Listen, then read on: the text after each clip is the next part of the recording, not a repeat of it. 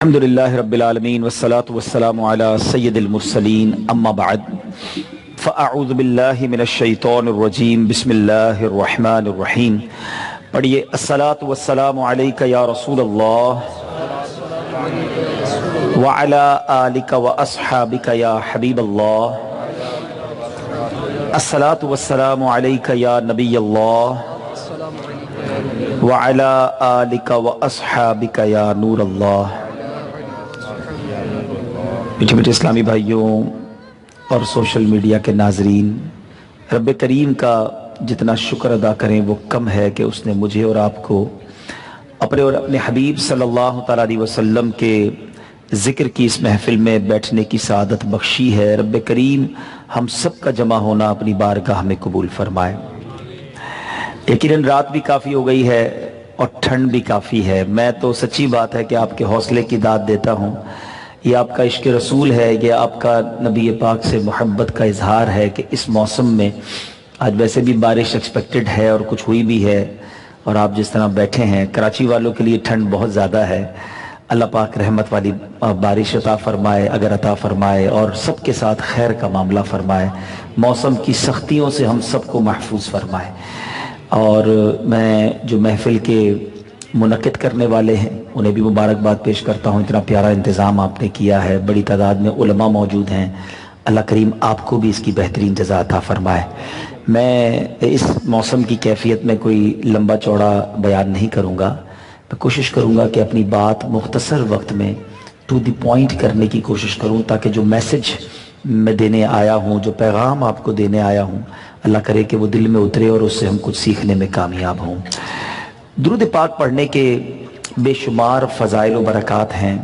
مصطفیٰ جان رحمت، شمع بزم ہدایت، نوشہ بزم جنت، پیکر جود و سخاوت، منبع علم و حکمت، صلی اللہ تعالیٰ علیہ وسلم کا فرمان عالی شان ہے، جس کا مضمون ہے کہ جو شخص کسی پریشانی میں ہو یا مصیبت میں ہو، اسے چاہیے کہ مجھ پر کثرت سے درود پڑھے، کہ درود پاک پڑھنا مصیبتوں اور پریشانیوں کو دور کر دیتا ہے۔ اب بہت سارے بھائی یہاں بیٹھے ہیں، بہت سارے مجھے سوشل میڈیا پہ سن رہے ہیں، بعد میں سنیں گے، مصیبتیں پریشانیاں سب کے ساتھ ہی ہوتی ہیں، کوئی نہ کوئی پرابلم لگی بھی ہوتی ہے۔ آپ بیمار ہیں، قرض دار ہیں، بے اولاد ہیں، کاروبار کی یا روزگار کی مشکل میں ہیں، طبیعت ٹھیک نہیں ہے، واٹ ایور جو پرابلم ہے، آپ کے بچے نافرمان ہیں یا آپ کے گھر کے اندر کوئی لڑائی جھگڑا ہے، یہ بھی مصیبت ہے۔ اگر آپ چاہتے ہیں آپ کی پریشانی دور ہو جائے، آپ کی مصیبت دور ہو جائے، تو درود پاک کو اپنی زندگی میں شامل کر لیجئے اور کثرت سے پڑھیے، ایک دو بار نہیں، زیادہ پڑھیے۔ یعنی یہ وہ چابی ہے جو ہر کامیابی کے تالے کو کھول دیتی ہے۔ شاعر کہتے ہیں نا، ہر درد کی دوا ہے صلی علی محمد۔ ہر درد کی کوئی دوا نہیں ہوتی۔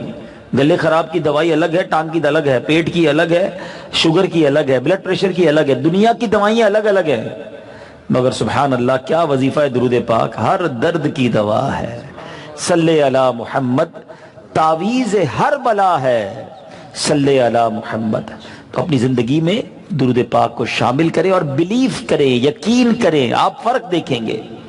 آپ بیمار ہیں، قرضے میں ہیں، گھریلو پرابلم میں، آپ درود پڑھنا تو شروع کریں اور کثرت سے پڑھیں، چلتے پھرتے اٹھتے بیٹھتے بس پڑھتے رہیں، اپنی آنکھوں سے دیکھیں گے کہ بیماری ٹھیک ہو رہی ہے، قرضہ اترنے کے اسباب بن گئے ہیں، پریشانی ٹینشن ریلیز ہو رہی ہے۔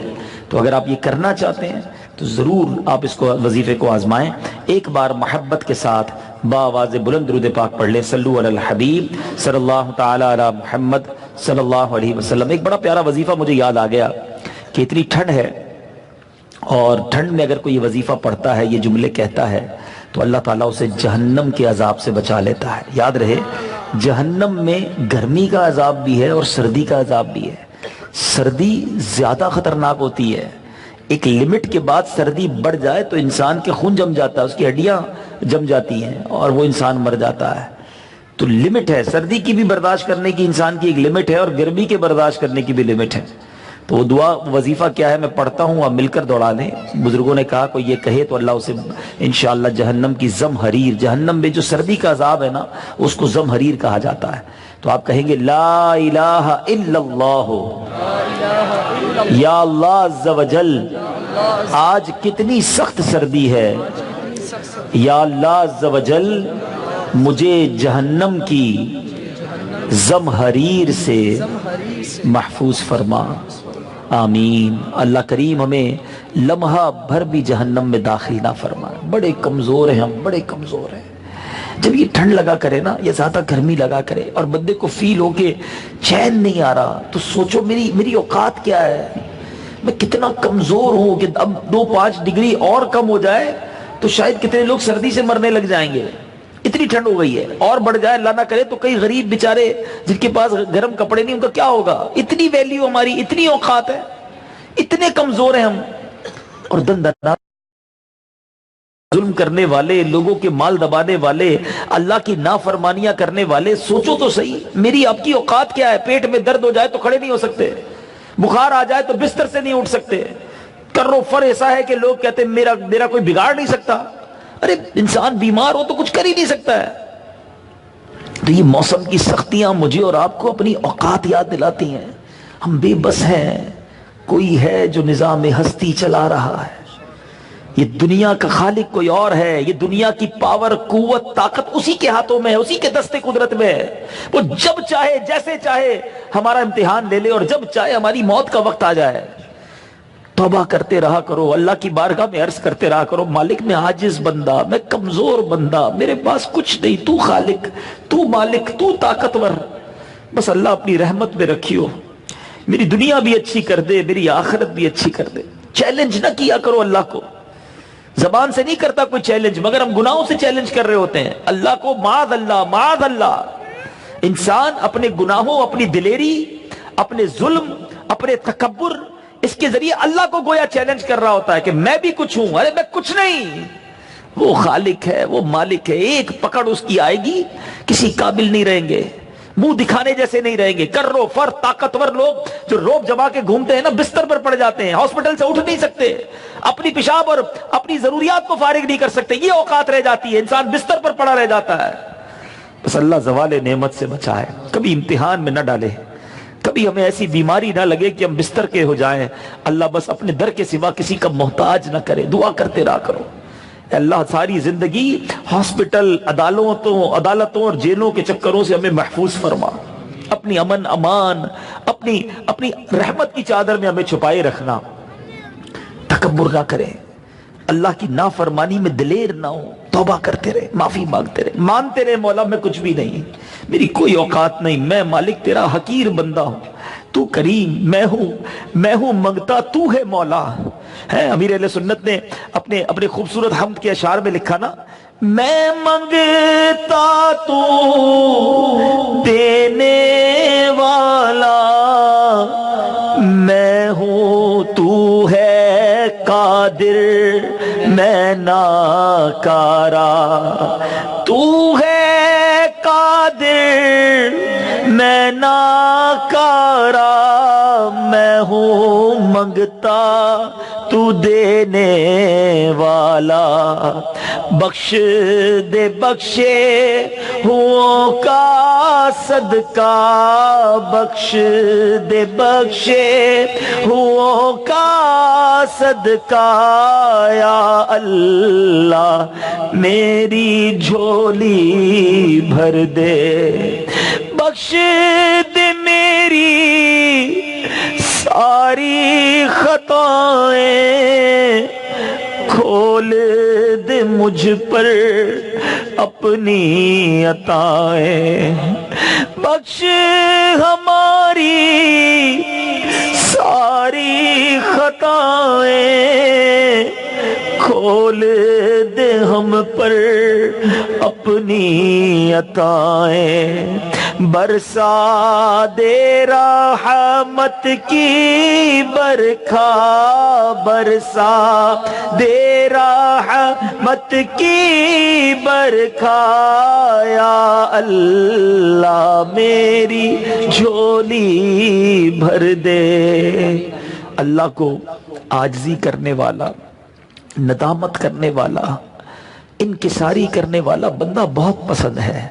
अकड़ दिखाने वाला, दिलेरी दिखाने वाला, अपने गुनाहों पर अकड़ने वाला, जिद करने वाला, वो पसंद नहीं है। शायर ने बड़ी प्यारी बात लिखी ना, बरोज़े हश्र ए आसियों नदामत साथ ले जाना, नदामत हश्र में ए आसियों तुम साथ ले जाना। सुना है शर्म वालों को वो शर्माया नहीं करते। शर्म साथ होगी ना तो उधर नहीं शर्माना पड़ेगा, इधर ही शर्म नहीं है, इधर ही हया नहीं है। अपने गुनाहों पर कोई शर्मे नबी, खौफे खुदा, ये भी नहीं वो भी नहीं, कुछ एहसास ही नहीं है। ये सर्दी बताती है मुझे और आपको कि देखो ये तेरी औकात है, थोड़ा सा मौसम और सख्त हो जाए तो क्या होता है हमारा।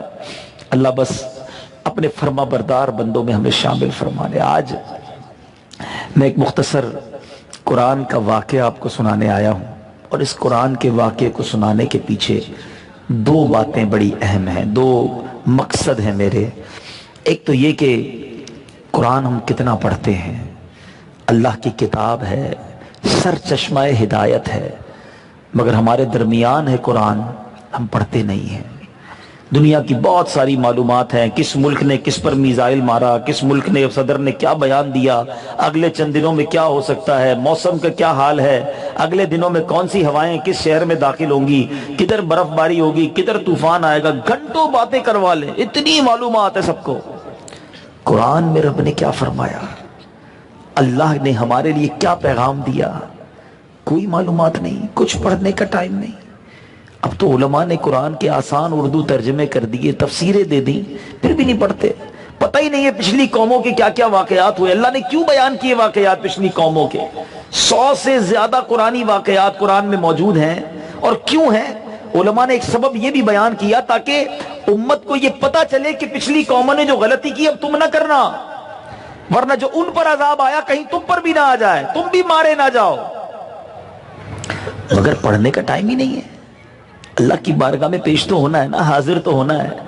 क्या जवाब दोगे, या अल्लाह मैं बहुत बिजी था, मेरी नौकरी में बड़ी मसरूफियत थी, दोस्तों में रात बैठता था, कारोबार में बड़ा बिजी था, फैमिली को टाइम देता था, इसलिए कुरान का टाइम नहीं मिला। कुरान पता है कितनी बड़ी नेमत है।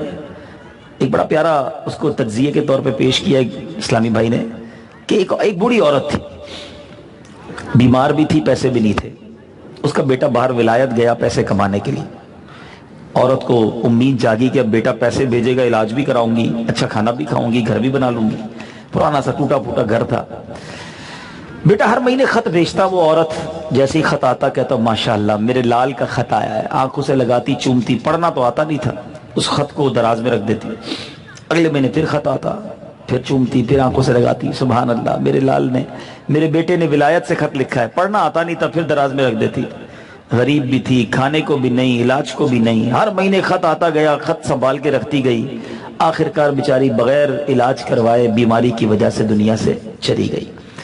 जब उस औरत का इंतकाल हुआ तो उसकी रिश्तेदार खवातीन घर में आई, सफाई वगैरह करने लगी, तो एक दराज खोली, उसमें बहुत सारे लिफाफे मिले। जब लिफाफे खोले गए तो हर लिफाफे में पे ऑर्डर था, मनी ऑर्डर था। बेटे ने हर महीने माँ को पैसे भेजे थे। माँ को पढ़ना आता नहीं था, चूमती गई, आंखों से लगाती गई। अगर वो सारे पैसे कैश कराती, इलाज भी हो जाता, घर भी बन जाता, अच्छी खुराक भी खाती। बेटा माँ के लिए भेज रहा था, माँ को चूंकि पढ़ना नहीं आता था, आंखों से लगाकर दराज में रखती चली गई। सच बताओ कुरान के साथ हम क्या कर रहे हैं? आंखों पे भी लगाते हैं, चूमते भी हैं, ऊपर घर में, हर नए घर में कुरान, हर नई दुकान में कुरान, कुरान खानी भी कराएंगे, फिर उसके बाद रख देंगे, खोलेंगे नहीं कि इसमें कौन कौन से अल्लाह ने खजाने अता किए हैं, कितनी नेमतें मेरे और आपके लिए उसके अंदर मौजूद है। पढ़ेंगे तो पता चलेगा ना। हदीस पाक याद रखना, मेरे आका अलैहिस्सलातु वस्सलाम फरमाते हैं वो दिल वीरान है जिसमें कुछ कुरान नहीं है। सोचो हमारे दिल में कितना कुरान है, हम कितना कुरान पढ़ते हैं, पूरे दिन में कितना कुरान पढ़ते हैं।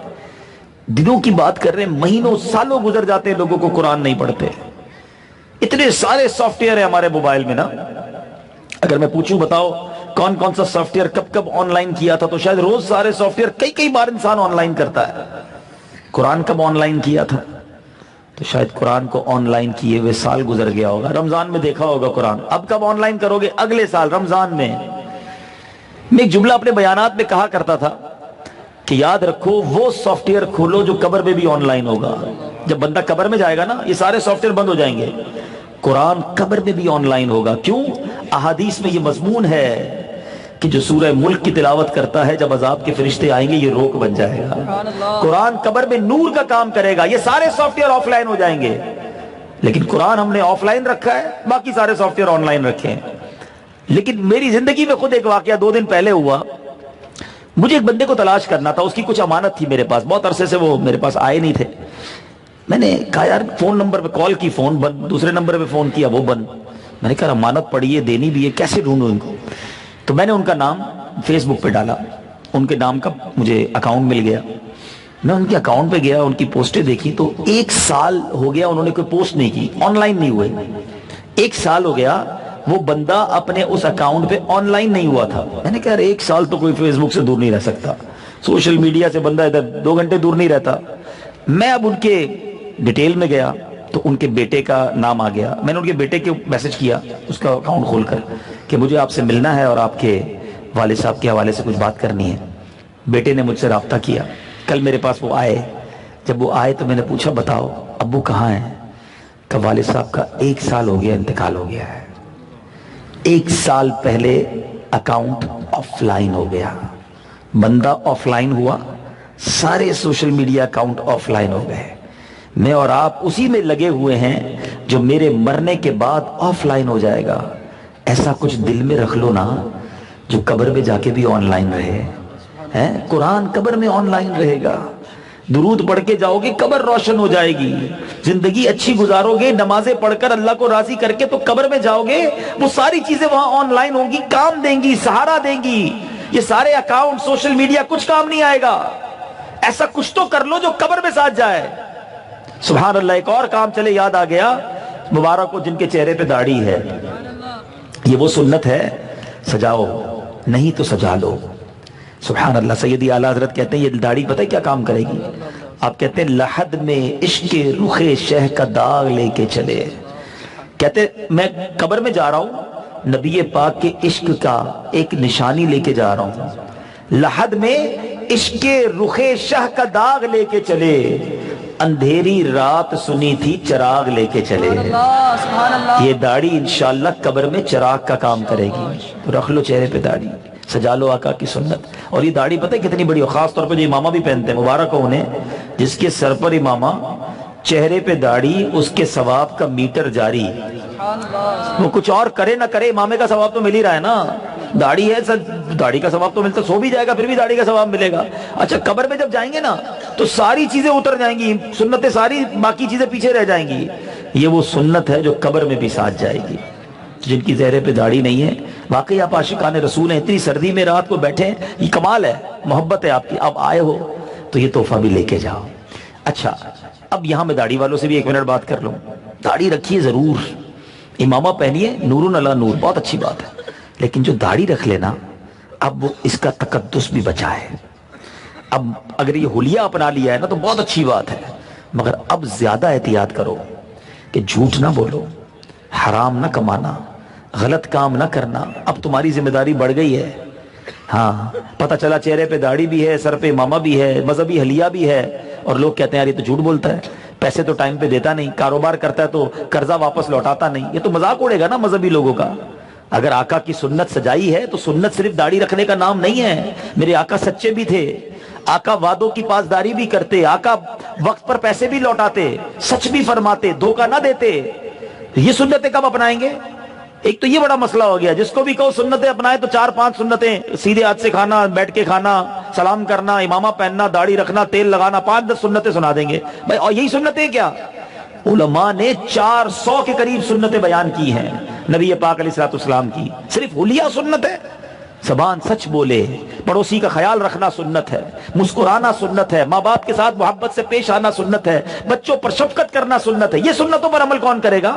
داڑھی امامہ رکھ کے لوگوں سے لڑائی جھگڑے گالیاں، غلط کام کر کے آپ الٹا اور مذہب کو بدنام کرتے ہیں. میں اپنے اسلامی بھائیوں سے اور جتنے مذہبی لوگ ہیں ان سے بات کرتا ہوں کہ برائے کرم بہت اچھی بات ہے اگر چہرے پہ داڑھی ہے، سر پر امامہ ہے، تو پھر دل بھی عشق مصطفیٰ کا ایسا مدینہ ہو کہ کوئی ہمارے قریب آئے تو ہمارے اخلاق سے متاثر ہو جائے. بزرگان دین ہمارے وہ تھے ان سے کوئی ملاقات کرتا تھا، ان کو دیکھتا تھا، کاروبار کرتا تھا، پڑوس میں گھر لیتا تھا، مسلمان ہو جاتا تھا. کہتے ہیں ایسے مسلمان، ایسا مذہب. سچ بتاؤ، ہمارے پڑوس میں کوئی آئے غیر مسلم مسلمان ہوگا؟ مسلمان پریشان ہو جاتا ہے، یہ کون آ گیا ہمارے گھر کے برابر میں. ایسا نہ کرے. اللہ مجھے اور آپ کو حقیقی سنتوں کا پیکر بنا دے. اب پتہ ہے شیطان، میرا موضوع یہ نہیں ہے، پتہ نہیں کدھر نکل گیا میں، مگر شیطان مردود ہے نا. میں بھی چاہ رہا ہوں اس کے ایک وار کی کاٹ کر دوں. اب شیطان کہے گا دیکھو مولانا صاحب کیا کہہ رہے ہیں، داڑھی رکھنی ہے نا تو پھر سارے غلط کام بھی چھوڑنے، داڑھی نہیں رکھنا. اب شیطان ادھر سے حملہ کر رہا ہوگا نا، جن کی داڑھی نہیں نا ان کے کان میں کہہ رہا ہوگا بھائی دیکھو صحیح کہہ رہے ہیں، داڑھی رکھو گے تو پھر یہ سارے غلط کام چھوڑنے پڑیں گے. پیارے بھائی آپ سنت سجائیں، انشاءاللہ یہ سنت کی برکت سے آپ غلط کام سے رک جائیں گے.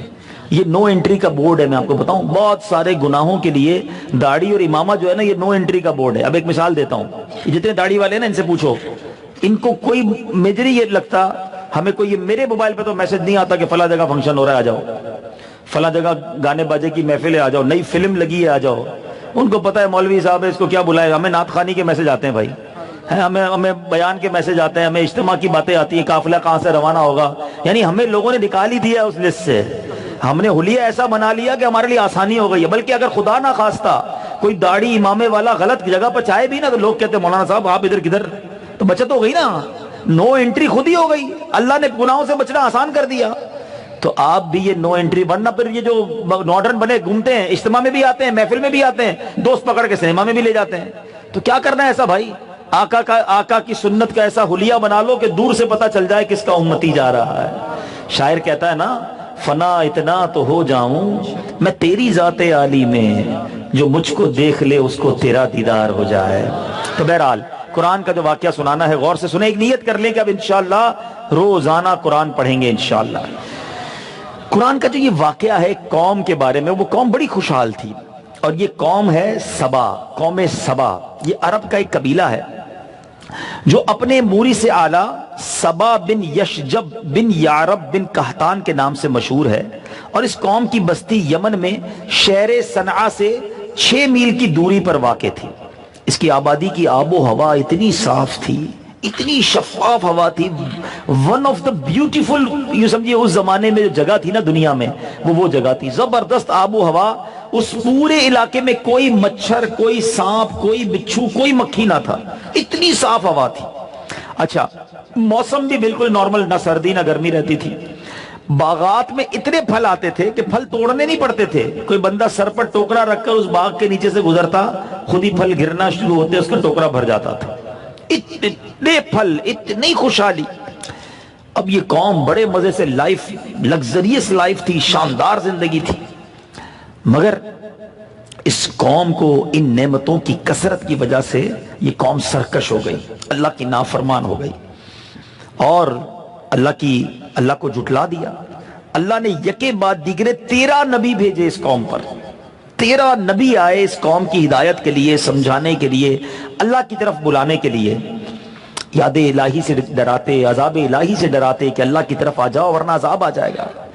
قوم کہتی عذاب کیسے آئے گا، ہمارا علاقہ اتنا زبردست ہے، ہوا اچھی، پانی اچھا، درخت اچھے، باغ اچھے، پھل ہی پھل، پیسے ہی پیسے، عذاب کدھر سے آئے گا بھائی، ہماری زندگی اچھی ہے.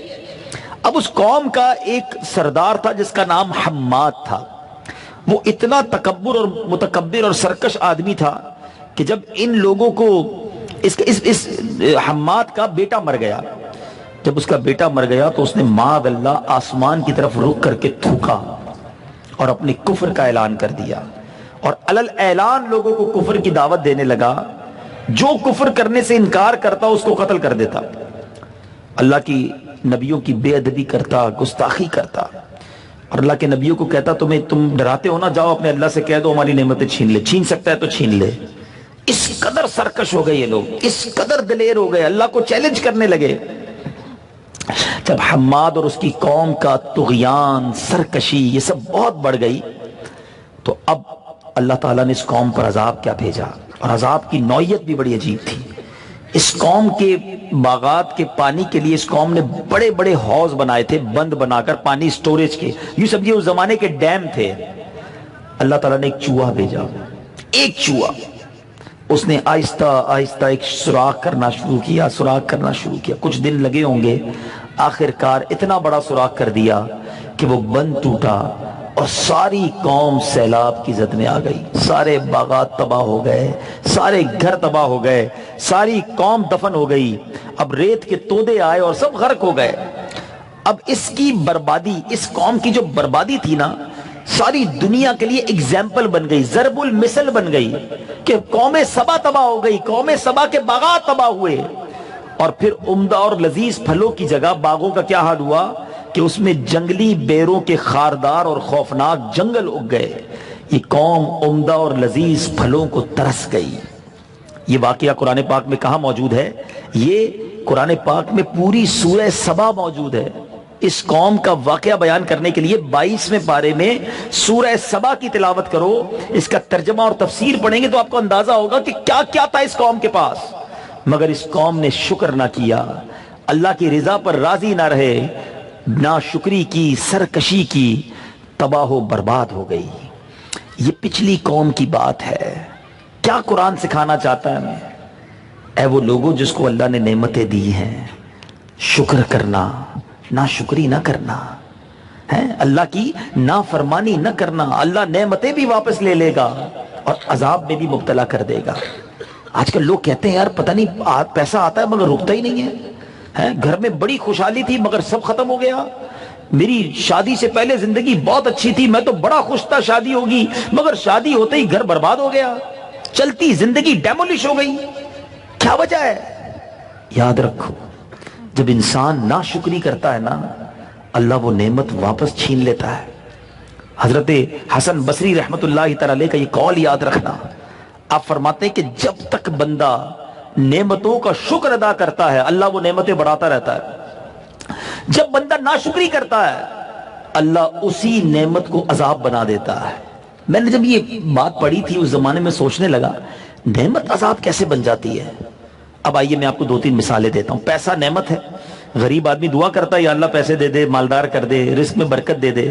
جب پیسے آتے ہیں اور انہی پیسوں سے اللہ کو ناراض کرتا ہے نا، ناشکری کرتا ہے، تو ہم نے بڑے بڑے پیسے والوں کو پیسے کی وجہ سے ہی پریشان دیکھا ہے، کوئی کڈنیپ کر لیتا ہے، کوئی مار دیتا ہے، ڈاکو چھیننے آتے ہیں منع کرتا ہے، گولی لگ جاتی ہے، انسان عجیب عجیب ڈپریشن کا شکار ہو جاتا ہے، کوئی مال دبا لیتا ہے، کوئی قرضہ لے کے واپس نہیں دیتا، رات کو نیند نہیں آتی، نیند کی دوائیں کھا رہا ہوتا ہے۔ ارے اتنے پیسے، اتنی ٹینشن، پیسے کیسے عذاب بن گیا؟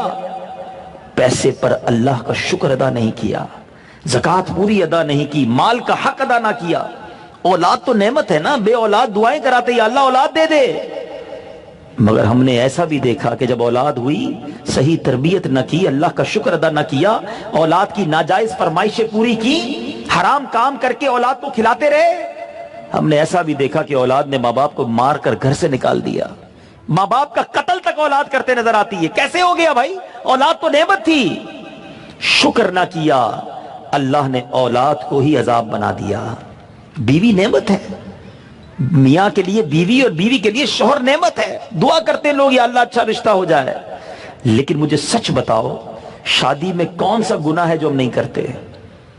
اچھے خاصے نیک نمازی کا گھر ہو، ساری زندگی وہ گناہ نہ کیا ہو، مگر شادی میں پھر بھی کرنا ہے، جوا، تاش، ڈھول، تماشے، بے پردگی، شراب، ناچ، گانے۔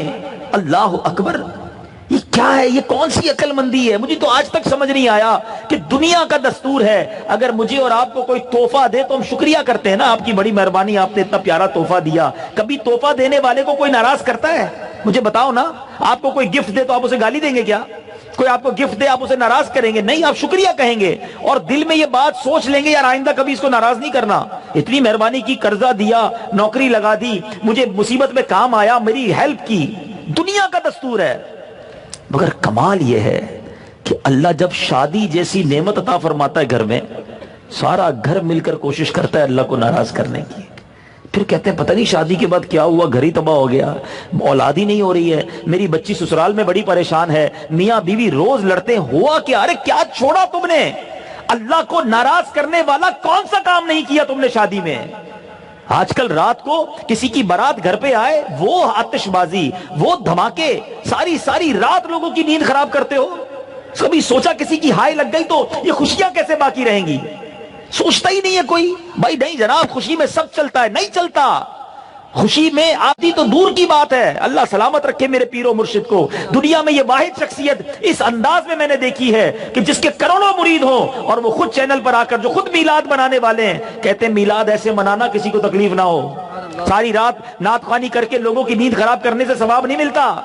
चोरी की लाइट लगा के रबीउल अव्वल का चरागा करके सवाब नहीं मिलता। ये पीरो मुर्शिद समझाते हैं और लाइव समझाते हैं और बिल्कुल सही समझाते हैं कि जब नेकी भी करनी है ना तो वो भी किसी को तकलीफ पहुंचा के नहीं करनी है।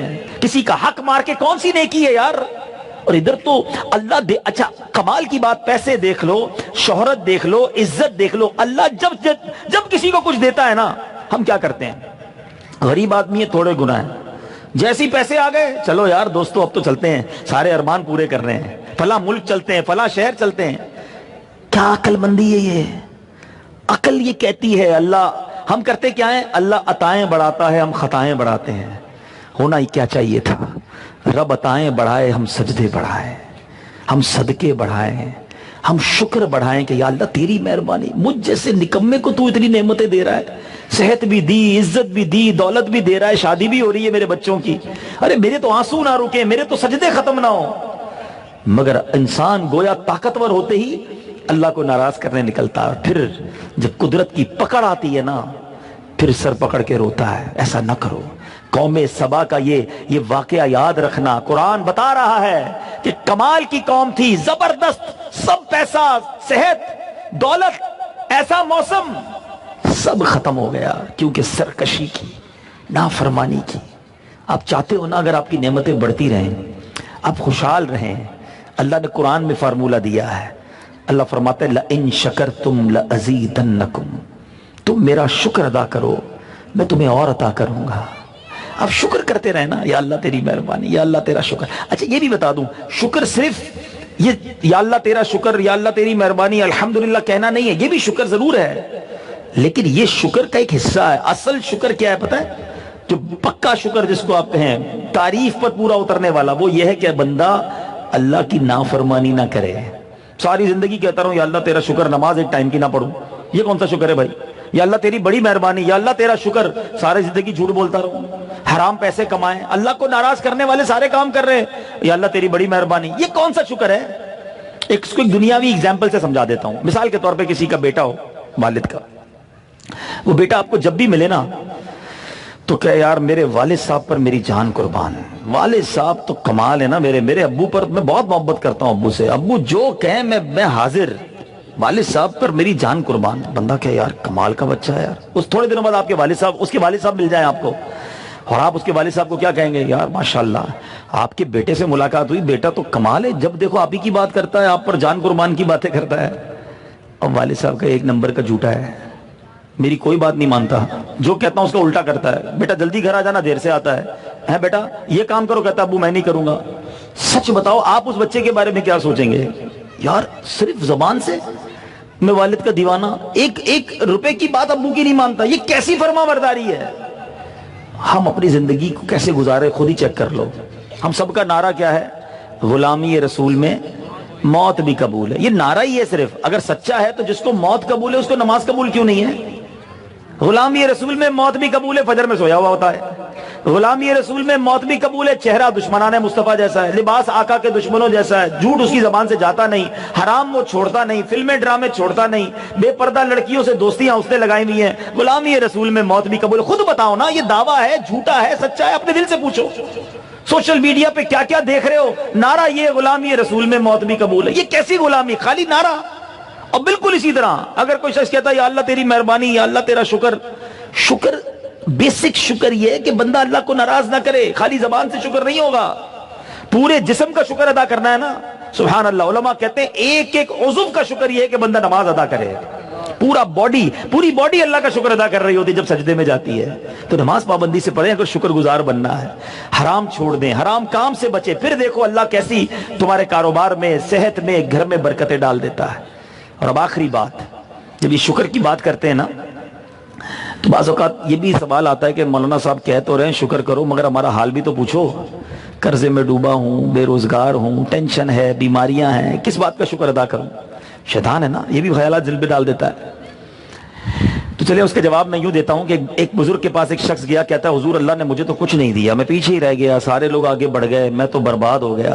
انہوں نے کہا اچھا اللہ نے کچھ نہیں دیا؟ کہا نہیں اللہ نے کچھ نہیں دیا۔ کہا اچھا ایک کام کرو، یہ ایک آنکھ دے دو اور 10 لاکھ روپے لے لو۔ کہتا حضور آنکھ دے دوں گا تو اندھا ہو جاؤں گا۔ کہا اچھا ایک ہاتھ دے دو 10 لاکھ روپے لے لو۔ تو حضور ہاتھ دوں گا تو ہاتھ بغیر کا کیسے زندگی گزاروں؟ اچھا ایک پیر دے دو 10 لاکھ لے لو۔ بزرگ فرماتے گئے، وہ منع کرتا گیا، ایک گردہ دے دو، ایک کان دے دو، وہ منع کرتا گیا۔ آخر میں بزرگ کہتے ہیں کہ کمال کے آدمی ہو، لاکھوں کروڑوں کی پراپرٹی لے کے گھوم رہے ہو، کہتے ہو اللہ نے کچھ دیا ہی نہیں ہے۔ شکر ادا کرو بھائی، جو اللہ نے دیا ہے نا کروڑوں سے اچھا بنایا ہے۔ جتنے بیٹھے ہو نا اس پنڈال میں، بے شک آپ میں سے غریب بھی ہوں گے، قرضدار بھی ہوں گے، بے روزگار بھی ہوں گے، بیمار ہوں گے، پھر بھی ہم کروڑوں سے اچھے ہیں۔ ہم سب نے آج دوپہر کا کھانا کھایا ہے، کئیوں نے رات کا بھی کھا لیا ہوگا، مگر لاکھوں لوگ اس وقت بھی ہمارے وطن میں ہوں گے جنہوں نے آج صبح سے کھانا نہیں کھایا ہوگا۔ جب میں اور آپ گھر جائیں گے نا، ہم گرم لحاف میں سوئیں گے، کئی ایسے ہیں جو آج بھی فٹ پاتھ پہ سوئیں گے۔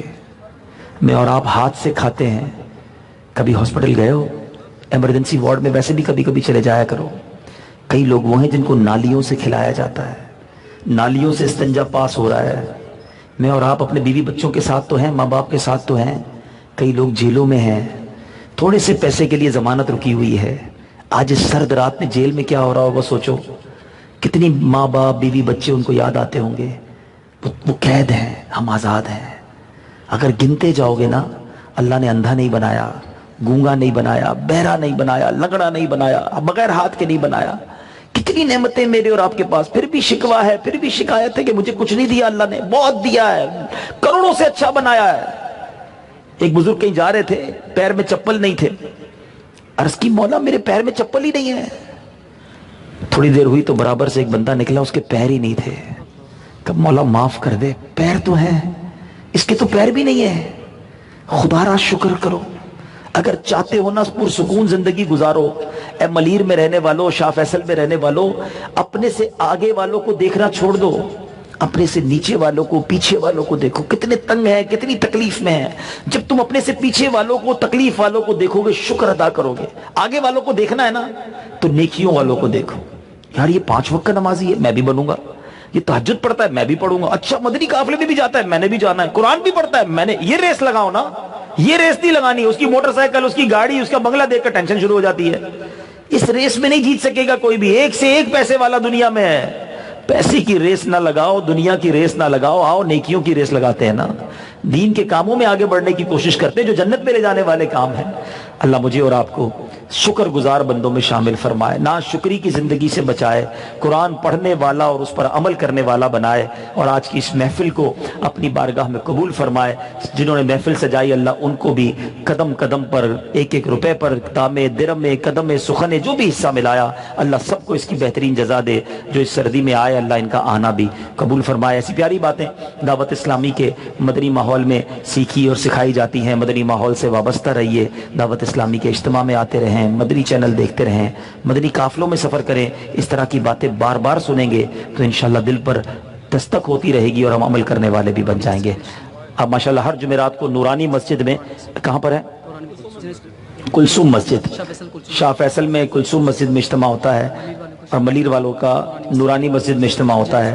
ہر جمعرات کو ضرور تشریف لائیں۔ آج آئے ہیں، کچھ باتیں سیکھی ہیں، ہر جمعرات آئیں گے تو انشاءاللہ اس کی برکتیں ملیں گی۔ اللہ پاک عمل کرنے کی توفیق عطا فرمائے۔ صلو علی الحبیب۔ اب مزید انشاءاللہ سلسلہ